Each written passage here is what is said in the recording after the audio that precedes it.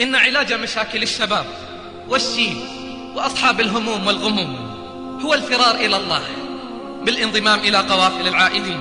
نعم، الانضمام إلى قوافل العائدين إلى الله بعد طول غياب، الذين أحرقتهم الذنوب والمعاصي، الذين جربوا الحياة في الظلام ثم اكتشفوا النور، الذين بدلوا ذل المعصية بعز الطاعة، الذين انتصروا على النفس والهوى والشيطان وحزبه، الذين آثروا الجنة على النار، الذين ندموا على ما فرطوا في جنب الله. قال صلى الله عليه وسلم: الندم توبة.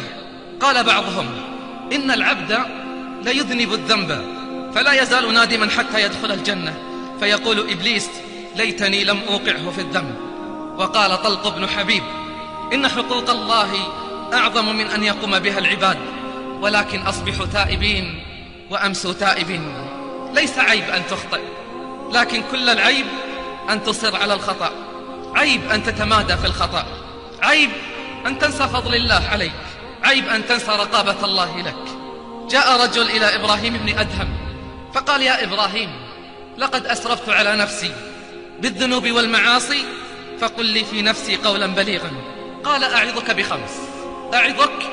بخمس. قال: هات الأولى. قال: الأولى: لا تأكل من رزق الله واعص الله. قال: كيف يا إبراهيم وهو الذي يطعم ولا يطعم؟ قال: عجبا لك، تأكل من رزقه وتعصيه. قال: هات الثانية. قال: الثانية: لا تسكن في أرض الله واعص الله. قال: كيف يا إبراهيم؟ الأرض أرضه والسماء سماؤه. قال: عجبا لك، تأكل من رزقه وتسكن في أرضه وتعصيه. قال: هات الثالثة. قال: الثالثة: اذهب في مكان لا يراك فيه الله واعص الله. قال: أين يا إبراهيم وهو الذي لا تأخذه سنة ولا نوم؟ قال: عجبا لك، تأكل من رزقه وتسكن في أرضه وفي كل مكان يراك ثم تعصيه. قال: هات الرابعة.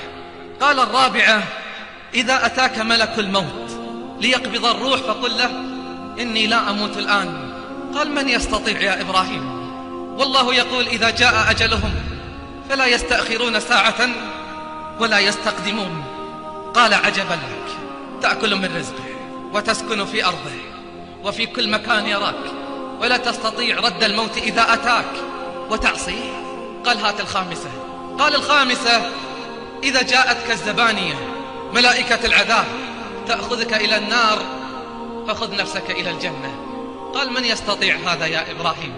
قال: عجبا لك، تأكل من رزقه وتسكن في أرضه وفي كل مكان يراك ولا تستطيع رد الموت إذا أتاك ولا تملك لنفسك جنة ولا نار ثم تعصيه. قال: اسمع يا إبراهيم، أنا أستغفر الله وأتوب إليه.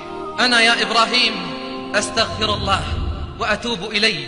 فأعلنها توبة وإنابة وفرارا إلى الله، أعلنها رجعة وانضماما إلى قوافل العائدين.